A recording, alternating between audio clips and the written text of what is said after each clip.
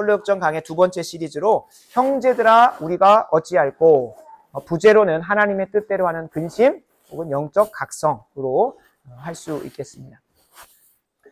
그리스도인의 삶은 내가 누구인지를 깨달아 아는 각성으로 시작됩니다.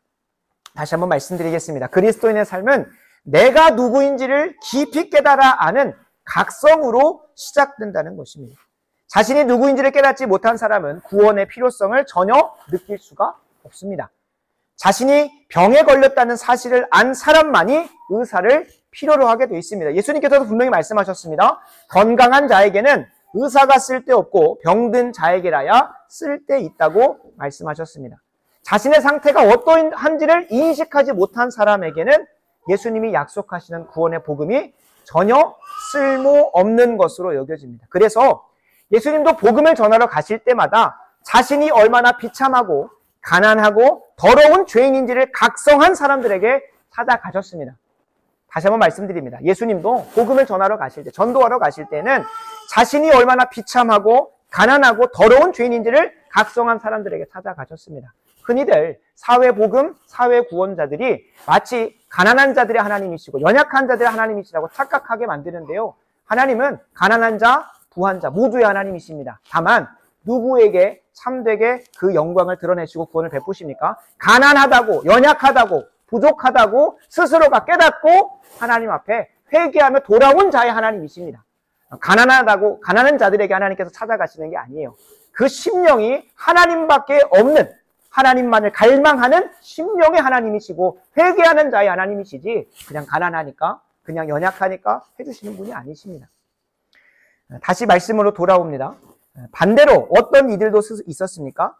분명히 똑같은 말씀을 듣고도, 똑같은 복음을 듣고도 완강히 거부하고 거절했던 자들이 있습니다. 그들은 스스로 자신이 누구인지 안다고 생각하지만 도리어 전혀 몰랐던 바리새인과 사두개인들은 똑같은 구원의 약속을 듣고도 그것을 받아들이지 못했습니다. 무엇의 차이가 있겠습니까? 자기 자신이 누구인지를 깨닫지 못한, 다른 말로 하면 각성하지 못했기 때문에 그들은 복음을 내팽개쳤습니다. 자신이 가지고 있는 이성과 경험을 가지고 판단했을 때 자신들은 다른 사람보다 더 지혜롭다고 생각했고 다른 사람보다 더 잘 살고 있다고 착각했습니다. 이것을 성경은 자기의라고 합니다. 나는 의로운 존재야. 내가 생각하고 설정한 의라는 기준을, 옳은 인생이라는 기준을 나는 잘 살고 있어 라고 하니까 눈 멀고 귀 멀어서 예수님이 전한 복음, 그것이 그들에겐 전혀 필요가 없었습니다. 각성은 스스로 할 수 있는 것이 아닙니다. 각성은 스스로 할 수 있는 것이 아닙니다. 각성은 철저하게 외부 자극을 통해서 이루어집니다. 내 자신을 판단할 수 있는, 내 자신을 올바르게 볼 수 있는 기준이나 전제, 세계관, 관점, 안목이라는 것이 없이는 내 스스로를 분명하게 인식할 수 있는 각성이 일어날 수가 없습니다. 구체적인 예로 의학적으로 건강하다는 기준을, 의학적으로 이것 정도면 건강해, 이건 아픈 거야 라고 하는 구체적인 수치와 그런 기준을 제시해주지 않으면 내가 건강한 것인지 아닌 것인지 내 육신의 상태를 깨달아 알 수가 없습니다. 더불어서 교육학적으로 어떤 시험을 보지 않으면 내 스스로가 어떤 수준에 있는지를 다른 사람과의 비교 속에서 혹은 제시하는 절대적인 기준 안에서 내가 어느 정도의 수준인지 알 수가 없다는 거예요. 그러니까 내 스스로가 그냥 가지고 있는 경험과 이성 안에서 내 스스로를 제대로 판단할 수가 없습니다. 모두 다 외부적으로 내게 제시되어지는 특정한 기준과 관점과 전제와 세계관을 통해서, 안목을 통해서만 내 스스로를 바르게 알 수 있어요. 그런데 하나님을 떠난 이 세상 사람들의 대표자였던 철학자들은 자신들만이 가지고 있는 기준을 가지고 각 사람을 깨우치려고 노력을 했어요. 우리 스스로를 가장 객관적으로 알게 하는 것은 진리인 성경뿐입니다. 아멘이십니까? 그런데 그 성경을 갖다 버리고 그 안에서 자신들이 가지고 있는 알량한 지식과 알량한 은을 가지고 우리 한 사람 한 사람을 판단하기 시작했어요. 아마 천국에 발견할 수 없는 한 사람이 있다면 칸트라는 사람입니다. 그 전까지만 해도 크리스텐덤, 기독교 문화 속에서 이 세상 문화들도 진행되어져 왔기 때문에 그나마 사람들이 하나님을 두려워할 줄 알고 하나님이 선포한 교회의 권위와 또 성경을 가지고 스스로를 판단해 왔던 문화와 분위기가 있었어요. 근데 19세기 이 칸트라고 하는 사람을 기준으로 해서 우리가 이해할 수 있는 것 넘어선 거는 그냥 있다고 치고 그것은 신경 쓰지 말고 우리가 알 수 있는 것만 가지고 고민하자라고 했어요. 이걸 엄청난 대작으로 썼죠. 그게 순수 이성 비판. 읽을 필요 없습니다. 성경 읽을 시간도 없는데 이걸 언제다 읽고 있겠습니까? 정리하면 하나님이 있다 손 치고 그냥 우리가 이해할 수 없는 거는 그냥 빼놓고 이해할 수 있는 것 안에서만 한번 생각해보고 논의해보자. 그러면서 이 현대 세상에서 하나님을 제외하고 한 모든 사고를 시작을 한 게 이 칸트로부터 시작이 돼요. 그걸 좀 더 발전시키고 또 했던 철학자들만 있을 뿐이지 이 칸트가 아주 분기점을 냈습니다. 그러나 안타까운 것은 세상은 원래 그렇다 쳐요. 세상은 원래 그렇다 치더라도 이 칸트의 사상에 영향을 받은 수많은 신학자들이 지난번에 한 건 잠깐 언급했던 칸트에게 직접 영향을 받은 건 아니지만 동시대 가운데 그런 비슷한 사고를 했던 슐라이어 마우라고 하는 목회자예요. 한 교회를 섬겼던 신학자가 교회 안에서 개인이 스스로 하나님의 말씀이다 아니다를 판단할 수 있는 저거는 하나님의 말씀인 것 같다라고 판단할 수 있는 주권을 한 개인 성도들에게 주기 시작을 했어요. 16세기에 일어났던 종교개혁을 통해서 그전까지는 하나님의 말씀을 볼 수도 제대로 들을 수도 없었습니다. 실제로 중세 로마 카톨릭에서는 설교를 그들의 모국어인 독일어나 영어로 한 것이 아니라 라틴어로 했습니다. 그러니 이 자리에 와서 어느 누가 그 말씀을 제대로 들을 수 있었겠습니까? 실제로 성경도 번역하면 화형시키고 종교재판시켜서 다 죽여버렸습니다. 그러니 어느 누가 성경을 통한 하나님을 제대로 믿을 수 있었겠습니까? 실제로 신학자들이 중세 1000년기 동안 스스로가 교회라고 자칭했던 로마 가톨릭과 교황들로 인하여 그 당시에는 아주 믿음의 세대가 구원받는 세대가 선격히 줄어들었을 것이라고 적었을 것이라고 신학적으로 판단하기도 합니다. 그 정도로 이 말씀과 또 이 말씀이 얼마나 중요한 것인지 알 수 있겠죠. 다시 돌아와서 슐라이어 마허를 시작으로 해서 그들의 신학을 내가 받겠다, 내가 수용하겠다 하지 않아도 자연스럽게 이 현대 세상에 있는 사람들과 교제하다 보니까 모든 것의 판단의 주체를 모든 것의 판단의 주권을 내가 가지고 가는 게 교회 안으로 자연스럽게 들어와 버렸다는 거예요.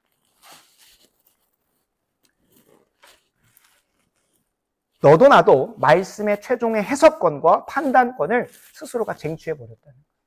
하나님을 무시해버리고. 내 상태를 가장 객관적으로 볼 수 있는 성경과 하나님을 빼놓고 나니까 각자가 다 하나님이 돼버린 거예요. 각자가 다 그 말씀 안에서 각성이라는 걸 할 수가 없는 거예요. 참되고 진짜 이루어질 수 있는 각성은 무엇입니까? 세상 사람들이 만들어 놓은 기준을 가지고 내 스스로의 상태를 파악하는 것이 아니라 그리스도인의 참된 각성은 무엇을 통해서만 일어납니까? 성경을 통해서만 일어납니다. 그리고 성경을 통하여 계시는 하나님을 만날 때만 각성이 되어집니다. 실제로 칼빈은 이렇게까지 얘기합니다. 인간이 스스로를 아는 지식은 하나님을 아는 지식과 긴밀히 연결되어 있다. 하나님을 바로 알 때만 스스로를 알 수 있다는 거예요. 왜 그럴까요? 하나님은 전능하십니다. 하나님은 전지하시고 거룩하시고 선하시고 완전하십니다. 그 하나님의 영광을 우리가 피조물로서 마주할 때만이 내 스스로가 무능하고 무지하고 더럽고 부정하며 악하고 미숙한 존재임을 피조물임을 깊이 깨닫게 된다는 거예요. 그 하나님의 영광을 보여주는 통로로서 하나님께서 제한해 놓은 이 계시인 성경을 못 보게 하고 성경 말씀을 못 보게 했던 중세 로마 카톨릭은 당연히 각성이 일어날 수가 없는 거예요. 근데 현대판 이 교회에서는 어떠한 것이 각성을 막는다고요? 세상에서 하나님을 제외해 놓고 생각하기로 했던 그 사상과 방법론이 해석하기 우리 성도님들의 삶에 자연스럽게 들어와서 이 말씀의 강단으로부터 내 스스로를 각성시키는 게 아니라 누굴 각성시켜버립니까? 목회자를 각성시키는 거예요. 하나님께서 이 땅에서 하나님의 영광을 보여주시로 부족하고 비록 한낱 인간에 지나지 않지만 성령 충만함으로 말씀을 가감없이 대언하고자 했던 이 강단을 내 마음대로 각성시켜버리는 거예요. 심지어 어디까지 각성시키는 겁니까? 하나님은 그런 존재면 안 됩니다 라고 하나님을 각성하는 그 자리까지 가버린 거예요. 그래서 여러분 진짜로 경계해야 되는 것은 교회 안에 있다고 해서 내가 신자라고 생각하면 안 됩니다. 하나님께서는 참 부족하지만 이 강단을 통해서 여러분 한 사람 한 사람을 각성시키시고 각성이 구원은 아닙니다만 각성을 통하여 예수 그리스도만 붙잡는 구원의 여정을 선택하게 하셨어요. 근데 사단 나기가 뭘 택하게 한 겁니까? 물리적으로 교회 밖에 두는 게 아니에요. 내 안에서 그런 역사가 일어나게 만드는 거예요. 이 강단 선포되는 말씀을 무시하는 분위기. 실제로 고린도 교회가 그랬습니다. 우리가 최근에 읽었던 고린도 교회와 데살로니가 교회가 아주 첨예하게 비교가 됩니다. 고린도 교회는 목회자가 마음에 안 들게 생겼다고. 이건 진짜로 그렇습니다. 목회자가 마음에 안 들게 생겼다. 만약에 신학적으로 이 강단을 선포된 말씀이 문제가 되면 당연히 목회자가 각성해야 됩니다. 내가 내 뜻을 전하고 있었구나 하면서 스스로가 각성하게 여러분들이 또 도전하셔야 돼요. 그러나 신학적인 문제로 인하여 발생하는 것을 가지고 각성을 요구하는 게 아니라 고린도 교회가 뭘 가지고 이 하나님의 종이었던 사도 바울을 무시했고 그 뒤에 그를 세운 하나님을 무시했냐면 목회자가 마음에 안 들게 생겼다. 목회자의 지식의 수준이 떨어진다. 목회자의 연변이 훌륭하지 않다. 실제로 그렇습니다. 성경에 직접적으로 드러나지도 않지만 이 고린도 전서의 배경이 되는 고린도라는 도시가 엄청나게 유흥과 향락의 도시였고 아주 언변이나 이런 학문적인 수준이 높았습니다. 그것에 비추어 봤을 때 사도 바울을 사도로서 하나님의 종으로서 인정을 안 한 거예요. 근데 그 결과가 어떻게 됩니까? 사도 바울을 통하여 하나님이 말씀을 전하시고자 할 때 그 통로를 무시하게 되니까 다른 어떠한 바울 서신보다도 고린도 교회에서 자기가 옳다고 했었던 기준에 따라 아주 부도덕하고 아주 폐역하고 더러운 죄악들이 아주 신랄하게 드러납니다. 고린도 전후서가 긴 이유가 있습니다. 하나님께서 세우신 강단의 말씀을 무시하고 그러다 보니까 누가 하나님입니까? 누가 윤리의 기준이 됩니까? 내 스스로가 기준이 되는 거예요. 그래서 근친상간도 거기서 가늠도 수많은 것들도 그렇게 드러날 수밖에 없는 거예요. 그러나 반대로 데살로니가 교회는 어떤 칭찬을 받냐면 처음부터 칭찬 일색입니다. 그들에게도 사도 바울이 무엇 해라 무엇 하지 마라라고 하긴 하지만 그들의 죄를 고린도 교회처럼 아주 첨예하게 드러내고 있지는 않아요. 오히려 그들에게 전하는 건 주님 다시 오신다. 그러니까 그 믿음 끝까지 지키면서 가라. 그리고 데살로니가 교회는 믿음의 소문이 났던 사람이에요. 믿음의 역사와 사랑의 수고와 소망의 인내로 인하여 다른 교회들에게 덕이 되고 본이 되는 교회로 칭찬받아요. 그 이유를 성경이 뭐라고 얘기하냐면 사도 바울이라는 사람의 말을 하나님의 말씀으로 받았을 때에 그것에 가감하지 않고 내가 그것에 온전히 순종했을 때에 하나님께서 그들에게 그 말씀에 인도한 대로 복을 내려주셨다는 거예요. 바라고 원하옵기는 우리가 이 시대의 그 조류 앞에서 각성을 위해서 이 각성은 오늘 뒤에서 나누겠지만 신앙의 여정의 첫걸음입니다. 첫 도화선입니다. 이것이 없이는 예수 그리스도를 붙잡지 못합니다. 그런데 이 각성을 막는 이 시대의 조류를 우리가 분별해야 된다는 거예요. 그래서 여러분들이 신학적으로 봤을 때, 성경적으로 봤을 때 목사님 이건 아니지 않습니까? 라는 것들이 있다면 정말로 정말 저의 각성을 위해서라도 꼭 해주시기 바랍니다. 반대로 그것이 아니라고 한다면 도리어 이 강단의 말씀을 내가 아이를 보다가 또 여러 가지 방해 때문에 육신의 피곤함 때문에 또 삶의 분주함과 세상의 근심과 염려 때문에 이 말씀에 온전히 집중하지 못했다면 그거를 그냥 이번 주가 아니어도 다음 주가 있잖아 라고 하면서 지나갈 게 아니라 창세 전에 오늘 이 자리를 통하여 나를 각성시키기 위해서 더 하나님의 영광 앞에서 내 초라함과 비참함과 연약함을 보게 하셔서 더 새롭게 하시고 더 자라가게 하시고 온전케 하시기 위하여 허락하시니 강단을 소중히 여기셨으면 좋겠습니다. 그래서 이 각성의 은혜를 허락하시니 강단으로부터 강단에 대해서 겸손히 철저하게 부복하고 순종하는 시간들을 통하여 여러분들의 구원의 여정이 확신되어지고 그리고 능력 있게 그것들을 발산하는 그 열매들을 맺는 우리 좋은 교회 성도님 됐으면 좋겠습니다. 그래서 이 시대의 그 악과 여러분 진짜 싸우셔야 돼요. 진짜로. 내 안에서 불쑥불쑥 나오거든요. 도리어 감사하셔야 돼요. 오늘 뒤에서 나누겠지만 그거는 하나님의 뜻대로 하는 근심이기 때문에 너무 기뻐하셔야 돼요. 그게 없는 게 더 불쌍한 거예요.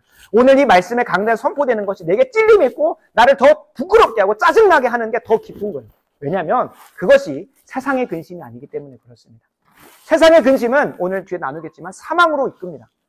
어떤 소망이 없어요. 그러나 하나님의 말씀이 내 심령을 찌르고 드러내서 밝히 비추어서 부끄럽게 하면 그것은 너무나 기쁜 거예요. 왜냐하면 이제 구원이 시작되는 것이기 때문에 그 죄가 도말되어지는 것이기 때문에 기뻐하셨으면 좋겠습니다. 그래서 여러분 강단의 말씀을 귀하게 여기는 겸손이 첫째적으로 너무나 중요합니다. 그래서 오늘 함께 이 겸손에 대해서 한번 깊이 고민해보고 강단을 소중히 여기는 내 교만을 내려놓고 내 의를 내려놓고 내 생각을 내려놓고 이 강단을 선포된 말씀을 단 하나도 가감없이 듣겠다. 그리고 그걸 순종해 보겠다는 의지를 가지고 물론 우리의 의지조차도 부패했기 때문에 하나님께 의탁하여야겠지만 분명한 것은 첫 시작은 이 강단에서 선포되는 말씀을 소중히 여기고 존중하는 겸손으로부터 시작되어져야 돼요. 그때 우리에게 하나님께서 이 강단을 통해 이루시고자 하는 각성이 우리 개개인에게 찾아올 줄로 믿습니다. 오늘 본문으로 한번 들어가 보도록 하겠습니다. 오늘은 철로역정 강의 첫 시간으로 영적인 각성에 대해서 살펴보게 됩니다. 내 스스로가 어떠한 존재지를 깊이 깨달아야 의사가 됐든 선생님이 됐든 상담가가 됐든 그곳으로 찾아갈 수 있게 됩니다. 그러나 내 자신이 어떠한 존재인지 깨닫지 못하면 뭐 예수님이고 뭐 다른 거고 다 필요가 없습니다. 내가 스스로가 문제가 없는데 무슨 해결받으려고 다른 사람에게 찾아가겠습니까? 그래서 신앙의 여정 속에 가장 먼저 찾아오는 것은 각성입니다. 각성. 그러나 각성이 구원 자체인 것은 아닙니다. 각성을 하고도 신앙의 여정을 흉내내다가 다시 세상으로 돌아가는 데마와 같은 일시적 신앙도 있고요. 지난주에 나누진 않았지만 사울과 같이 성령께서 부어주시는 은사로 하나님의 일을 감당하다가도 버림받는 존재들이 있습니다. 그래서 우리가 지난주에 살폈던 것처럼 두렵고 떨림으로 내 구원을 확인하면서 가셔야 되는 거예요. 그러니까 각성이 전부가 아니라는 거예요. 각성 시작됐으니까 이제 끝까지 가겠구나 라고 하는 게 아니라는 거예요. 뒤에서 이제 구원에 확신할 수 있는 부분들이 철로역정 가운데 열리겠지만 오늘은 그 시작으로 영적인 각성에 대해서 살펴보겠습니다. 사도행전 2장 37절을 보면 이렇게 고백을 합니다. 그들이 이 말을 듣고 마음에 찔려 베드로와 다른 사도들에게 물어 이르되 형제들아 우리가 어찌할꼬 라고 합니다. 오늘의 말씀의 제목이기도 하죠. 이 말씀을 듣고 나서 내 존재 자체를 깨닫게 된 거예요. 내가 얼마나 비참하고 초라한 존재를 깊이 깨닫는 거예요. 이걸 가지고 고린도후서 7장 10절은 이렇게 표현을 합니다. 하나님의 뜻대로 하는 근심은 후회할 것이 없는 구원에 이르게 하는 회개를 이룬다. 세상 근심은 사망을 이루는 것이지만. 그러니까 형제들아 우리가 어찌할꼬 What should I do? 나는 어떻게 해야 됩니까? 라고 하는 그 고백이 어떻게 터져나온 거예요? 내 현재의 상태를 깨달은 거예요. 근심이 되죠. 찔림이 찾아온 거예요. 하나님의 뜻대로 하는 근심은 세상 근심과 달리 세상 근심은 어디로 이끄다고 합니까? 사망으로 이끕니다. 왜냐하면 세상의 근심은 우리에게 어떤 거울을 가져와 주냐면 내가 가지지 않은 것, 물리적으로 뭐 권력이든 부든 뭐 외모든 없는 것만 보여줘요. 그러니까 그것들을 아무리 부족하다고 생각해서 뭐 어디를 찾아가도 어디로 갑니까? 우리의 영혼의 문제에 있어서는 생명을 줄 수가 없어요. 그래서 세상의 근심은 내 자신을 깊이 깨닫게 세상이 보여주는 거울은 그 거울 자체가 문제가 있기 때문에 내게 진짜 부족한 것을 보여줍니까? 안 보여줍니까? 안 보여주는 거예요. 아무리 그 거울을 쳐다보고 있어도 내게 부족한 것이 안 보여요. 그러다 보니까 사망으로 가게 돼요. 그러나 반대로 하나님의 뜻대로 하는 근심은 말씀의 거울 앞에 내 자신을 세웁니다. 그러다 보니 이 세상에 썩어지고 사라지고 없어질 것이 없다고 한들 아무 문제가 안 되는 거예요. 도리어 내 영혼의 문제를 보게 하는데 그 말씀의 거울 앞에서 내 영혼이 얼마나 비참한 존재인지를 깊이 깨닫게 하십니다. 그래서 이런 고백이 나오는 거예요. 우리가 어찌할꼬. 내가 어떻게 해야 하나? 라는 말이 터져 나오는 거예요. 그래서 고린도후서 7장 11절은 그 말씀의 거울 앞에서 내 자신을 발견한 자에게서 나오는 그 처절한 전투가 나옵니다. 고린도서 7장 11절입니다. 보라, 하나님의 뜻대로 하게 된 이 근심이 고린도 교회로 하여금 어떻게 합니까? 얼마나 간절하게 하는지.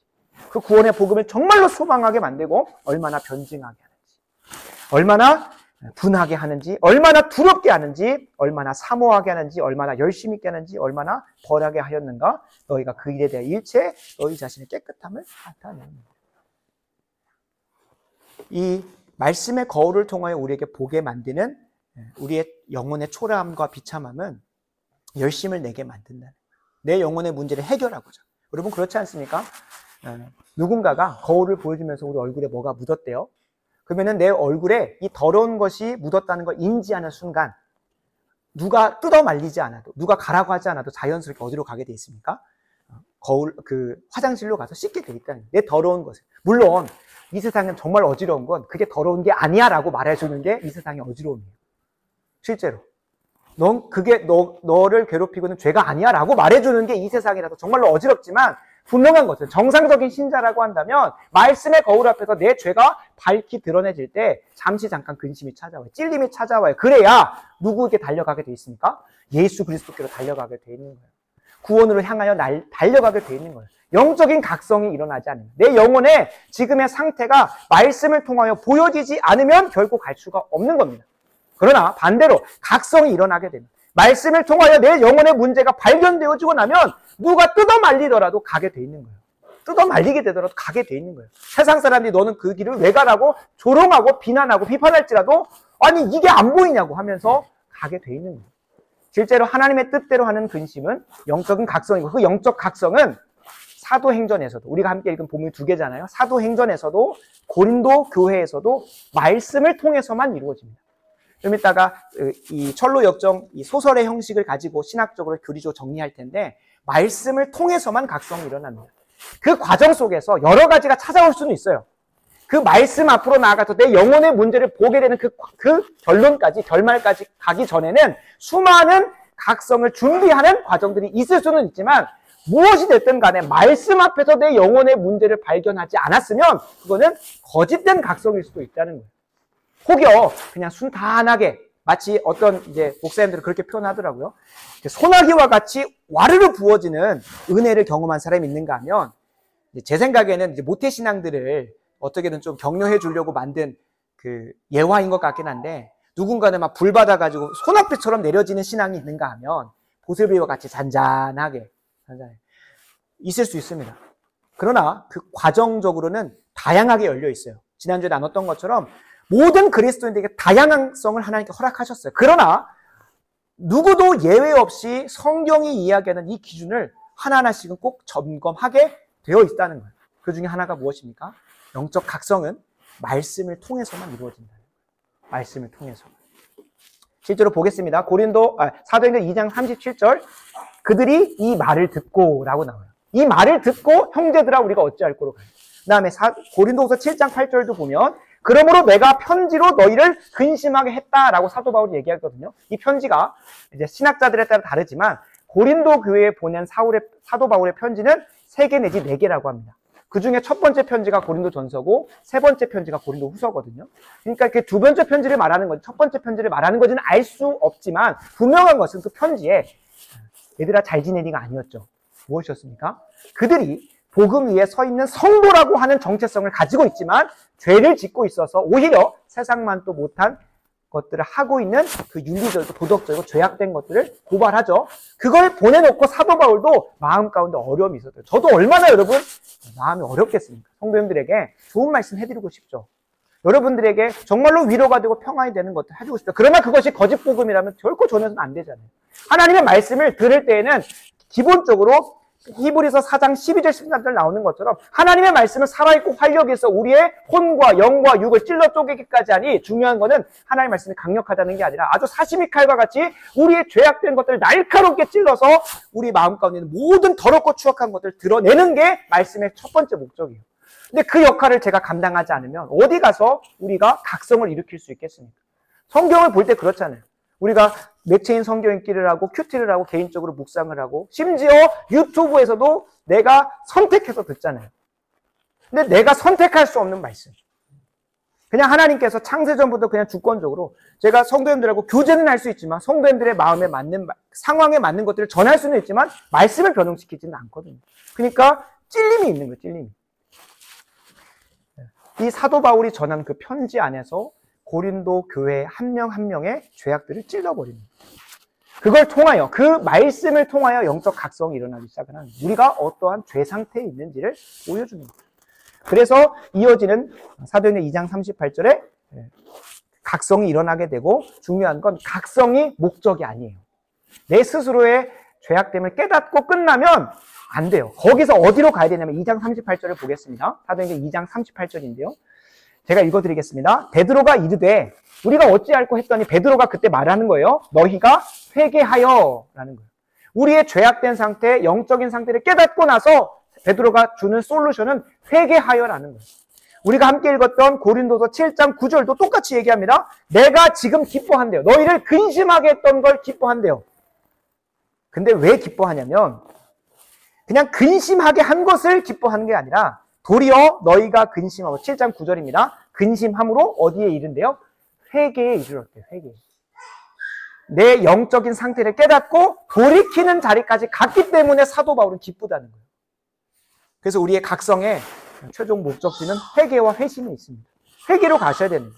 내 문제를 알았다면 병원으로 가셔야 되고 그것에 대한 전문가에게 가야 되는 거예요. 안 가면 그냥 그 문제를 계속 갖고 사는 거예요. 그래서 각성 자체가 구원은 아니에요. 각성은 하나님께서 은혜로 허락하시는 거예요.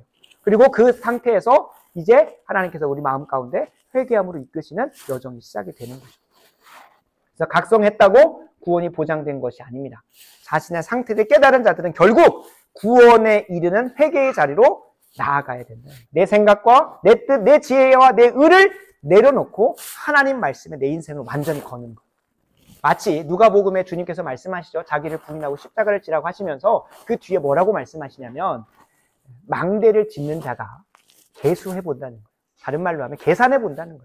내가 이 영적인 상태에서 계속 있을 것인가? 아니면 이걸 다 포기하고 내려놓고 이제 이 삶을 살 것인가? 계산하는 때가 온다는 거예요. 그만큼 이 각성은 이 순간에 찾아오지만 우리에게서 깊이 묵상되어져야 되는 거예요. 아, 나 죄인이구나 하고 깊이 깨닫고 진짜 손아귀처럼 바로 갈 수도 있죠. 뒤에서 각성의 여러 가지 종류들을 나누겠지만 그럼 바라고 원하옵기는 고생 하다가 회개로 안 갔으면 좋겠습니다. 그 순간이 찾아오면 말씀과 기도의 자리로 나아가서 내가 처절하게 주님밖에는 붙잡을 게 없구나라는 걸 깨닫고 나가야 돼요. 그거를 빨리 계산해야 돼요. 나는 수학을 못하는데 그게 아니에요. 내 영혼의 문제를 빨리 계산하셔서 적어도 이 세상에서 썩어지고 사라질 그 물품을 살 때도 얼마나 발빠르게 돌아갑니까? 핫딜 뜬다고 막 저희 가정도 막 핫딜 뜰 때마다 새벽 6시고 7시고 뜨면 바로 그냥 결제하려고 그 분유 가격이 막 왔다 갔다 해요. 어떨 때 6만 원이었다가 막 4만 5천 원이 되더라고. 4만 1천 원 뜨면 그냥 바로 눈 돌아가요. 그래서 바로 결제하려고. 근데 그게 10초면 끝나요. 핫딜이 10초면 끝나요. 바로 품절돼요. 그렇게 하는데 이 세상에서 썩어지고 요한이가 먹고 나면 배설물로밖에 안 나오고 그것들을 위해서도 그렇게 열심히 사는데 내 영혼의 문제에 있어서 각성을 하고 나서 그게 언제 찾아올지 모르거든요. 그러니까 매주의 강단의 말씀을 그렇게 사모하셔야 됩니다. 안 들릴 수도 있어요. 아모스 선지자에게 말했던 것처럼 너희가 기근하고 기갈한 것은 말씀이 들리지 않기 때문에. 그게 몇 년이 지속됩니까? 그 마지막 선지자를 끝으로 해서 요한 사도 세례 요한까지 300년에서 400년이 걸려요. 400년 동안 선지자를 하나님께서 안 보내세요. 저는 그런 인생이 안 됐으면 좋겠습니다. 그래서 이 각성에 대한 것들을 오늘 참 귀한 신앙의 선배인 존 버년이 그 소설에서 잘 담아놨는데요. 그냥 딱 보시면 그냥 재밌는 내용이겠거니 하시는데 존 버년이 어떠한 말씀을 근거해서 그 소설의 내용과 이야기들을 풀어가는지를 보게 되면 아, 참 깊다. 그러면서 여러분들이 깊어져 가게 되는데요. 이 존 버년이 썼던 철로 역정을 한번 좀 보면서 보도록 하겠습니다. 이 존 버년의 이야기를 그 철로 역정을 주보에 있는데 제가 읽어보겠습니다. 나는 이 세상의 황무지를 걷고 있었다. 이 존 버년 스스로를 자서전적으로 얘기를 하는 겁니다. 그러다 시야에 한 동굴이 들어왔고 피곤한 몸을 이끌고 그곳에 눕자 곧 잠이 들었다. 그곳에서 나는 꿈을 꾸었다. 꿈속에서 자신의 집을 등지고선 허름한 행색의 한 남자를 보았는데 그는 손에 책 한 권을 들고 있었고 등에는 무거운 짐을 짊어지고 있었다. 그는 손에 든 책을 펴서 읽다가 눈물을 흘리기도 하고 괴로운 듯 몸을 떨기도 했다. 그러다 이내 고통스러운 절규를 내뱉었다. 아, 난 이제 어떻게 해야 한단 말인가. 짧은 내용인데 참 많은 신학적인 내용들이 기록되어 있습니다. 한 신자가 신앙의 여정, 그리스도인의 여정을 시작할 때, 천국 가는 도성의 여정을 시작할 때 이 각성이 일어난다는 거예요. 여기서 우리가 특징 지을 수 있는 것은 네 가지. 허름한 행색에다 한번 동그라미 쳐보실까요? 이제 성경은 아닙니다만 허름한 행색. 그리고 손에 책 한 권에 동그라미 쳐보시고 등에 무거운 짐을 한번 동그라미 쳐보시고 그 다음에 마지막에 있는 아, 난 이제 어떻게 해야 한단 말인가. 참고로 이것의 이제 신학적 근거, 그가 기반했었던 말씀 구절은 옆에 써놨습니다. 사도행전 2장 37절. 우리가 읽었던 형제들아 우리가 어찌할꼬. 이게 존 버년의 자서전적인 것이 소설 형식으로 나온 것이긴 합니다만 분명한 것은 신학적으로도 그렇고 그리고 교회 사적으로도 수많은 사람들을 통해 확증된 것이 있다면 이거는 그리스도인이라고 한다면 천성을 향해 가는 그리스도인이라고 한다면 이것에 대한 경험이 있어야 된다라는 거 모두가 동의했었어요. 그래서 우리가 살펴보는 것입니다. 이거 존 버년의 이야기 아닙니까? 맞습니다. 존 버년의 이야기이자 그리고 예수님을 믿는 그리스도인들의 이야기이기도 합니다. 그래서 이 네 가지 특징을 잠깐 살펴보고 말씀을 마무리하려고 합니다. 첫 번째, 허름한 행색은 누더기로도 좀 볼 수 있겠는데요. 각성한 사람은 자신의 상태를 인식하게 된다는 거예요. 아무리 화려한 것을 입고 있다고 하더라도 다른 사람이 보기에는 멀쩡해 보일 수 있어요. 그들의 눈에 보기에는. 그러나 하나님의 눈 그리고 성경을 통해서 그 인생을 바라보면 내 인생이 누더기 옷을 입은 것 같은 허름한 옷을 입은 것 같은 것으로 확인이 된다는 거예요. 전적으로 타락했고 전적으로 무능했다는 사실을 깨닫게 됩니다. 무엇으로도 하나님이 우리에게 요구하시는 의의 수준을 이룰 수가 없습니다. 실제로 우리는 행위로 구원받아 천국 갑니다. 행위 구원을 이야기하고자 하는 것이 아니라 하나님이 태초에 우리에게 맺으신 언약은 우리가 하나님의 말씀에 가감없이 하나님이 의롭다 하시는 수준에 이를 정도로 순종하면 그 영광과 영생과 생명나무 열매를 먹을 수 있게 해주셨어요. 그러나 아담과 하와가 실패했죠. 아담과 하와가 죄를 짓기 전까지만 해도 그들은 행위를 통하여 영생에 이를 수 있었어요. 생명나무 열매를 먹을 수 있었고 에덴 동산에 머물 수 있었어요. 그러나 죄로 인하여 우리의 상태는 전적으로 타락했기 때문에, 전적으로 무능하기 때문에 하나님이 우리에게 요구하시는 의를 이룰 수 있다 없다? 없게 되었다라고 하는 것이 이 허름한 행태 혹은 누더기 옷으로 묘사되어지고 있는 겁니다. 성경에는 이와 같이 각성한 사람들이 많이 등장합니다. 대표적으로 12년 동안 혈루병을 앓았던 여인이 있죠. 세상의 방식으로 자신의 문제를 해결해 보려고 이곳저곳을 돌아다녔어요. 그게 몇 년 걸렸습니까? 12년 걸렸어요. 12년. 그리고 자신의 그 비참함과 초라함과 영혼의 문제를 깊이 깨닫게 되는 예수 그리스도를 만나고 나서 그 영적인 문제를 해결하여 바짓같은 옷자락이라도 붙잡으려는 믿음의 고백으로 나아가게 됩니다. 이렇게 12년 걸린 사람도 있는데 참 은혜 받은 사람 한 명이 또 등장합니다. 예수님의 제자들이 그렇습니다. 그냥 평상시에 일상에서 하다가 예수님이 찾아가셔서 설교 한번 듣고 말씀 가운데 베드로가 뭐라고 고백합니까? 누가복음 5장 8절 제가 읽겠습니다. 시몬 베드로가 이를 보고 예수님께서 행하신 말씀과 그 기적을 보고 무릎 아래에 엎드려 이르되 주여 나를 떠나소서. 나는 죄인이로소이다. 스스로가 죄인인 걸 깊이 깨닫는 거예요. 말씀과 예수님의 그냥 그 존재와 영광만 보고도 아무런 문제 없어요. 근데 문제는 그 각성의 시간으로 나아가는 데 있어서 사도 베드로와 같은 사람도 있고 아닌 사람도 있어요. 그건 하나님의 주권. 우리가 선택할 수 있는 건 아닙니다. 그러나 우리가 기도는 할 수 있죠. 하나님의 주권에 그곳에 있기를 기도하고 소망할 수 있는 거예요. 혈루병 걸린 여인처럼 12년 더 넘어가서는 그 베데스다 연못에 있었던 그 10수년 된 안진뱅이와 같이 세상의 방식과 세상의 것으로 내 문제를 해결해 보려고 계속 했던 그 방황하던 시간들이 30년이 될 수도 있고 50년이 될 수도 있고 진짜 불쌍한 인생은 뭡니까? 죽기 전에 그래도 그는 낫죠. 그러나 그렇게 이 세상에서 엄청나게 고생만 하다가 주님 품에도 못 가는 그런 게 더 불쌍하지만 분명한 것은 우리가 기도하는 건 필요해요. 베드로와 같이 하나님 그냥 이 말씀의 강단을 통해서 내가 얼마나 처절한 죄인인지를 깨닫게 하시고 예수님을 붙들게 되는 그런 분들이 있을 수 있습니다. 방금 말씀드렸던 그 보슬비 신앙, 그냥 이슬비와 같이 잔잔하게 가는 사람들이 선생님 저는 이런 게 없는데 저는 진짜 구원에 확신이 있고 믿음이 있거든요. 라고 할 때는 한번 이 각성의 시간을 허락해달라고 기도해 보세요.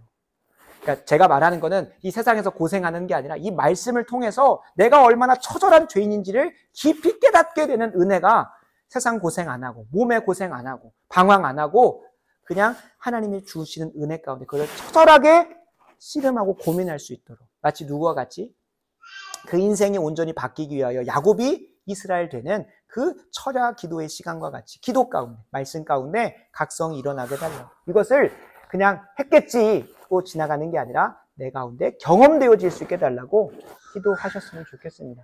그래서 이 각성을 준비하는 과정이 있어요.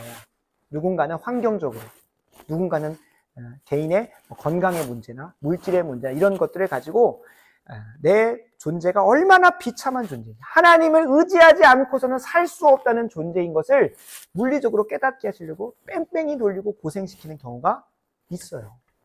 이거는 하나님의 주권에 있어요. 옆에서 보면 기도밖에 안 나오죠.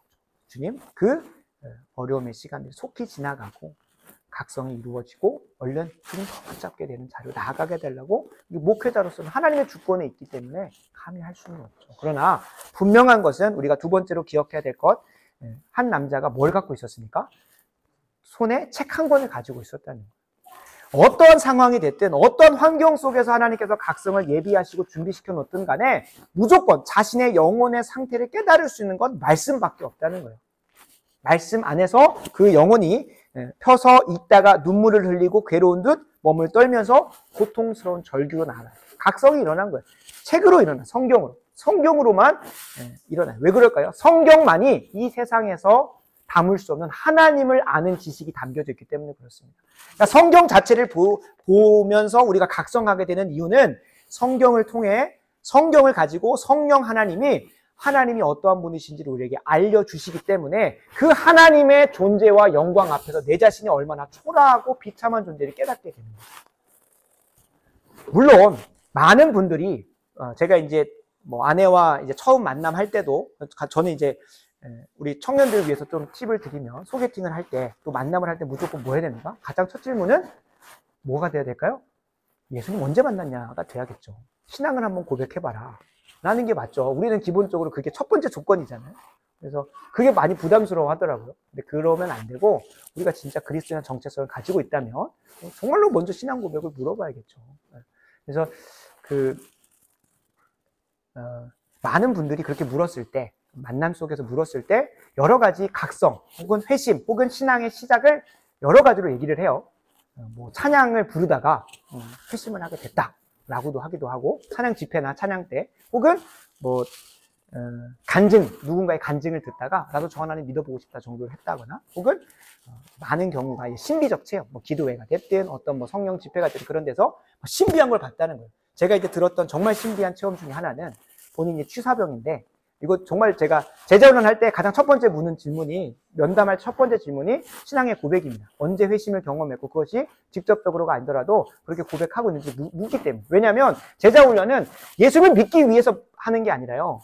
제자훈련은 내가 제자라는 정체성을 이미 가지고 있는데 그렇게 혼자선 살 수 없어서 교회라는 이 가시적 교회를 통해 성도의 어머니인 교회를 통해 내가 양육받고 싶다. 그래서 적어도 1년, 적어도 3년, 적어도 10년 동안은 내가 이 교회의 양육을 받아서 훈련받고 싶다라고 스스로가 들어오는 거예요. 그래서 제자 훈련은 믿기 위해서 들어오는 게 아니라 믿은 사람들이 살아내려고 교회에 도움을 받고자 오는 게 제자 훈련이거든요. 그러니까 그때 항상 점검해야 되는 건 신앙이 있는지 없는지요. 근데 그때 본인이 취사병인데 밥하는 경찰이 너무 잘하겠죠. 취사병 출신이었으니까 이제 밥을 하는 국을 끓이는 이제 저희 밥 먹는 그런 불 있잖아요. 그게 2개가 있는데 이쪽에 있던 불이 자기가 원래 옮겨야 되는데 갑자기 이쪽으로 옮겨져 갔다는 거예요. 그걸 보고 예수님의 살아계심을 믿게 됐대요. 나는 어떠한 논리적 규결도 없고, 아니 번듯하게 대학도 나오고 열심히 이성적 사고를 하는 친구가, 그래 그건 신비니까 그렇게 볼 수 있겠지만 거기서 더 훌쩍 뛰어넘어서 예수님을 믿게 됐다는 것 자체가, 이거는 다른 알라신도 할 수 있는 거 아니냐라고 묻기도 했는데 아니래요. 그건 예수님이 하신 게 맞대요 하면서 제자훈련 탈락시켰습니다. 왜냐면 신앙이 없는데 어떻게 하겠습니까? 그러니까 분명한 것은 그런 신비적 체험이 있을 수 있습니다. 제가 무시하는 게 아닙니다. 있을 수 있습니다. 그러나 우리가 하나님을 더욱 붙잡게 되고 하나님을 더욱 사랑하게 되고 내 자신의 초라함을 마주하는 건 무조건 성경이 됩니다. 말씀 이외의 것을 가지고 내가 회심했다는 것은 좀 돌아봐야 됩니다. 물론 그 안에 말씀이 있을 수 있어요. 찬양의 가사 속에 참된 말씀에 근거하여 쓰여진 찬송과 영성 안에 담겨지는 찬양은 그렇게 할 수도 있다고 봐요. 그런데 제가 조심스럽지만 모든 걸 다 그렇게 절대화할 수는 없지만 많은 친구들이 자신에게 위로가 되고 자신에게 그런 감격을 주고 감동을 주는 찬양만 대부분 가지고 오더라고요.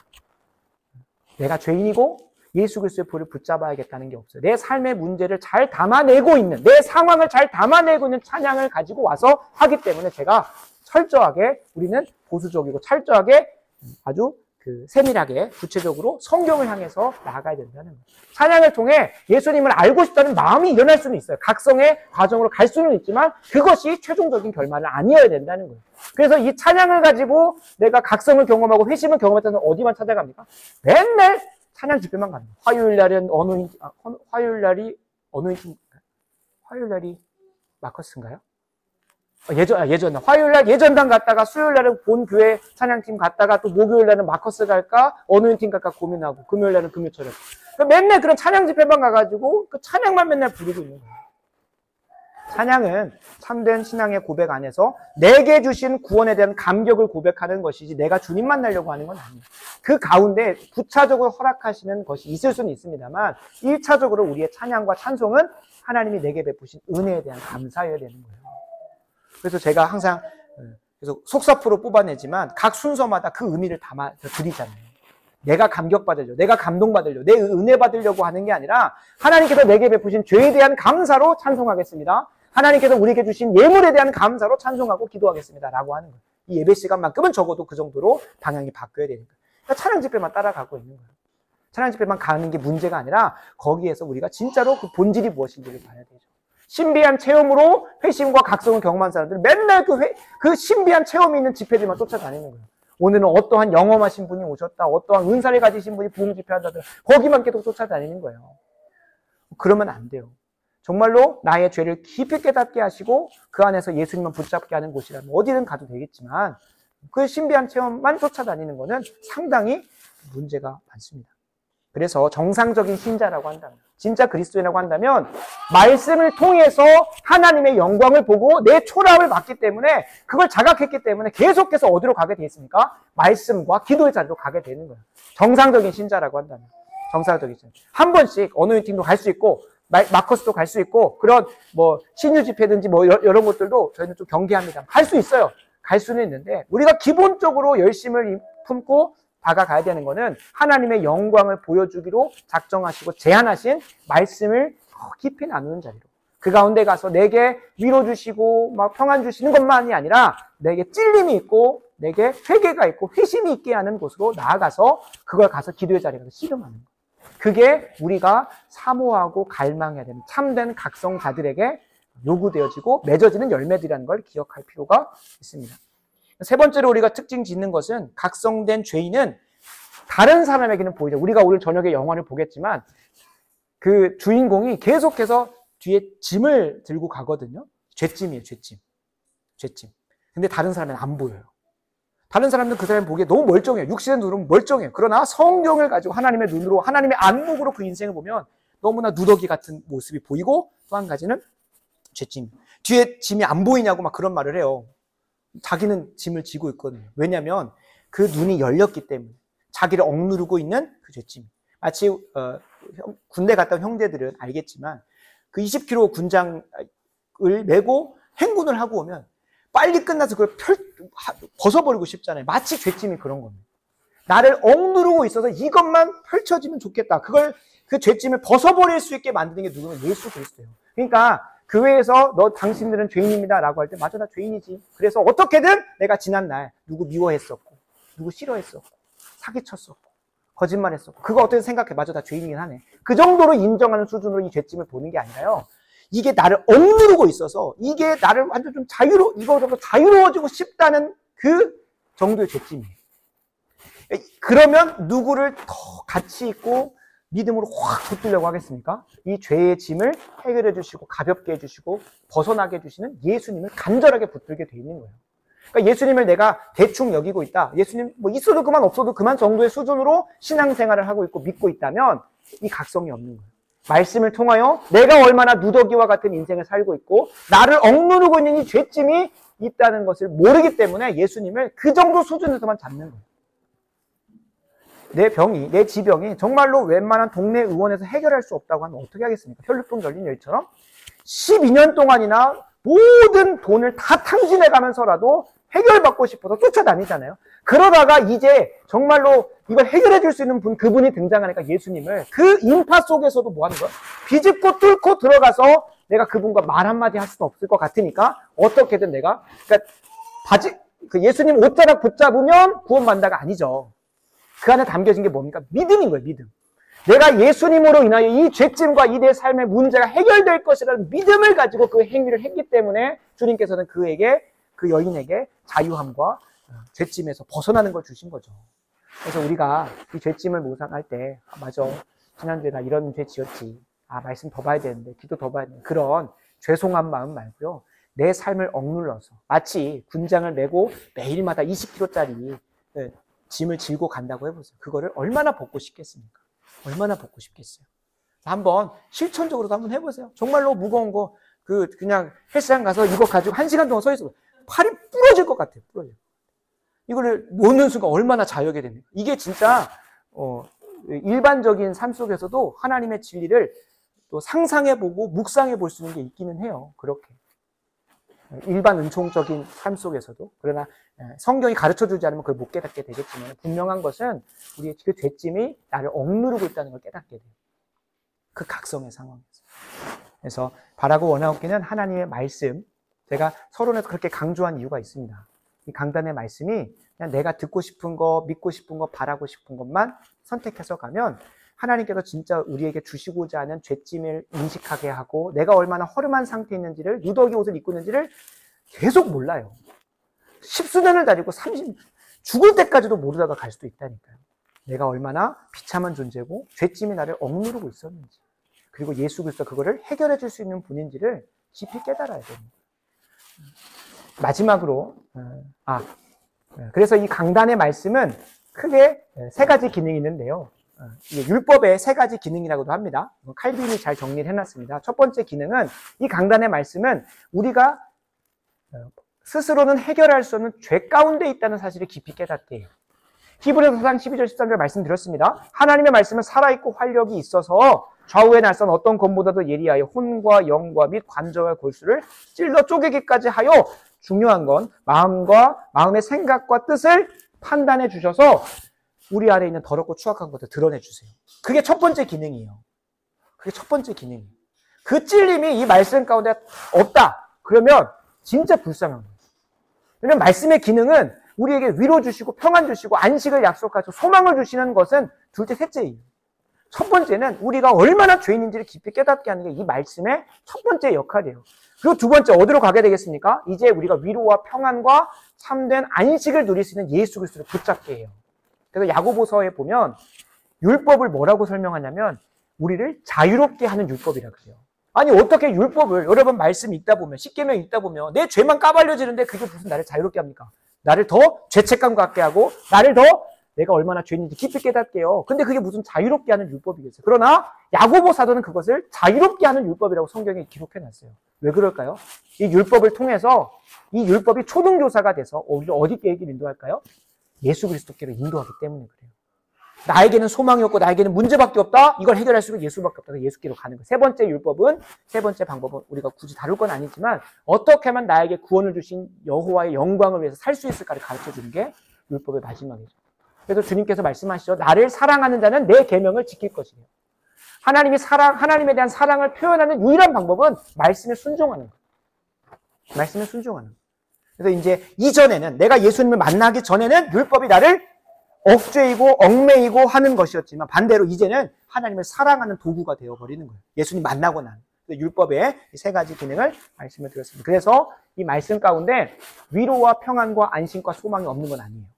그게 반드시 찾아옵니다.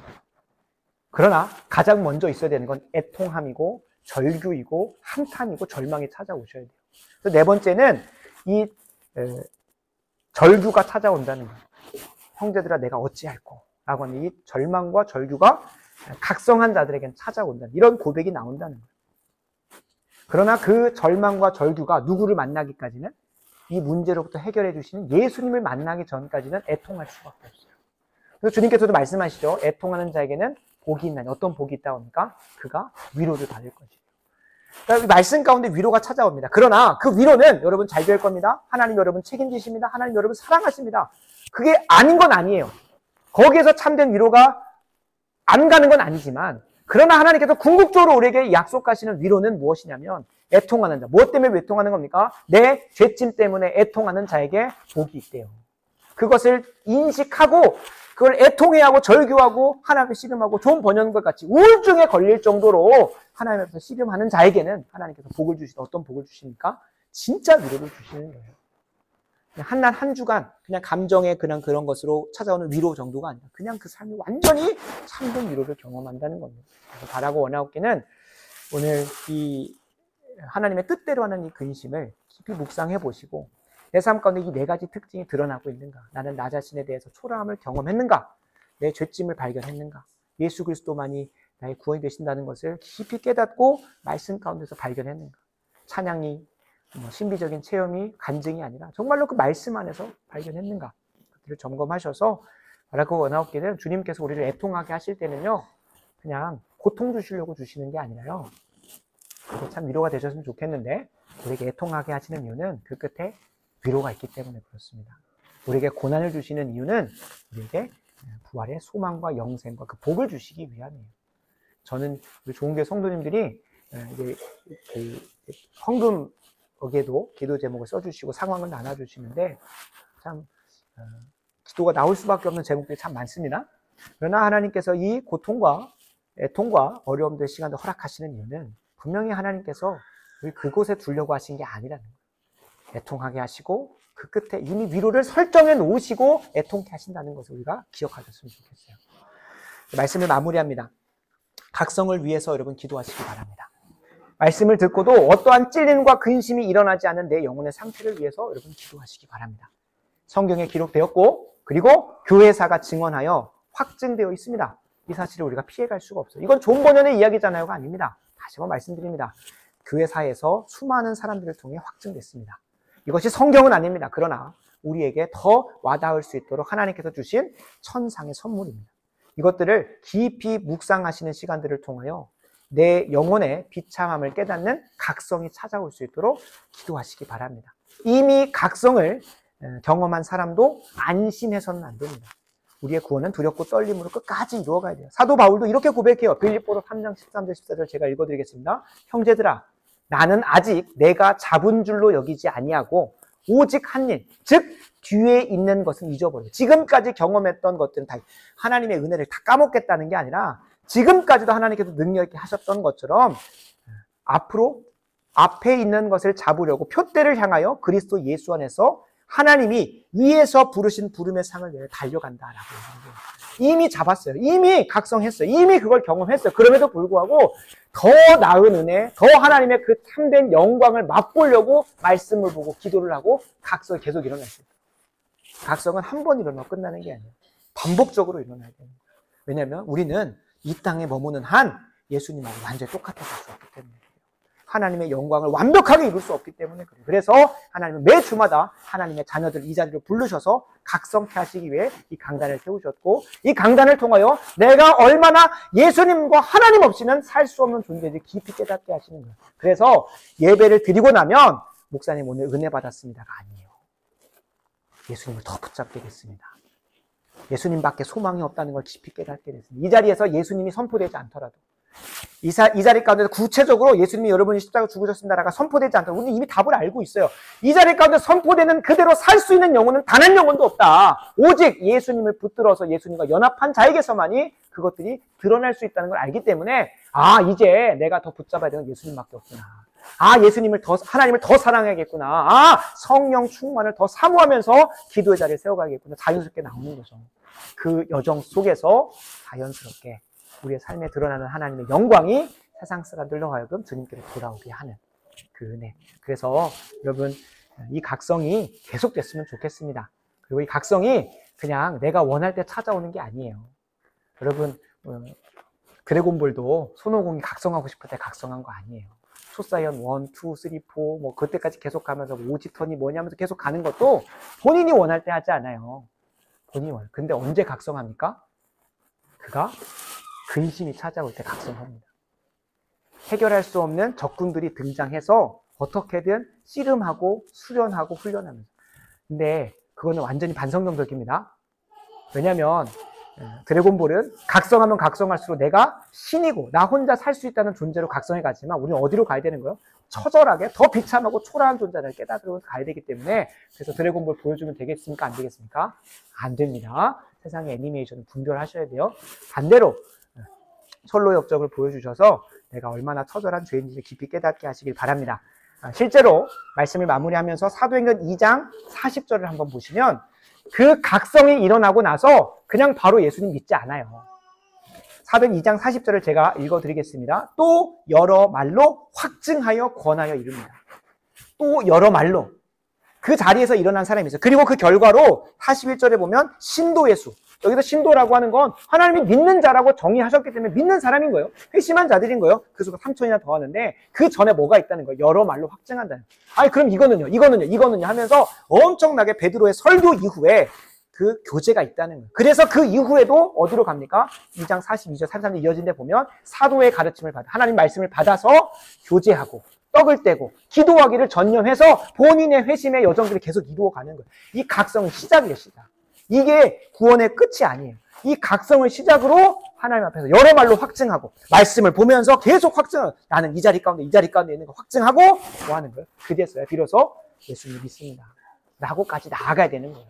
그래서 우리가 그런 은혜가 이번 한 주간 바쁜 중에라도 시간을 내셔서 철로역정, 이 짧은 단락이니까 한번 읽으셔서 하나님 저에게도 이러한 고백이 이러한 경험이 있게 해달라고 각성의 은혜를 허락해달라고 저도 여러분들을 위해서 힘써 기도하겠습니다. 아버지 하나님 감사합니다. 우리에게 신앙의 여정을 돌아볼 수 있는 귀한 말씀을 허락하신 것 감사합니다. 바라고 원하옵기는 하나님의 압도하는 영광 앞에서 지극히 초라하고 비참한 내 존재를 마주하게 하여 주시옵소서. 패역한 이 세대 가운데 하나님이 없다고 말하는 이 세대 가운데서 눈이 멀어서 하나님 앞에서 조금도 자랑할 것이 있다고 생각했던 우리들을 철저하게 절망으로 인도하여 주시옵소서. 그리고 그것을 감사하는 인생 되게 하여 주시옵소서. 예수님 밖에 붙들 것이 없다는 고백이 터져나올 수 있게 하신 하나님을 감사하게 하여 주시옵소서. 아직도 하나님 앞에서 내세울 것이 있다는 교만이 철저히 뿌리 뽑히게 하시고 매주 강단에서 각성의 은혜를 허락하셔서 구원에 이르는 회개가 우리 각 사람에게서 터져나오게 하여 주시옵소서. 하나님의 뜻대로 하는 이 근심이 내 심령에 찾아올 때에 도리어 기뻐할 수 있도록, 기뻐 뛰놀 수 있도록 개인의 말씀과 기도의 자리에서 씨름하게 하여 주시옵소서. 이를 통하여 우리의 삶 속에 하나님의 이름이 거룩히 여김받게 하시고 하나님의 나라가 임하게 하시고 뜻이 하늘에서 이루어진 것 같이 내 삶의 터전에서도 이루어지게 하여 주시옵소서. 이를 위하여 우리에게 필요한 일용할 양식을 주시옵고 우리가 우리에게 죄 지은 자를 사하여 준 것과 같이 우리 죄를 사하여 주시고 우리를 시험에 들게 하지 마시고 다만 모든 악의 권세로부터 구하여 주시옵소서. 예수님의 이름으로 간절히 기도합니다. 아멘.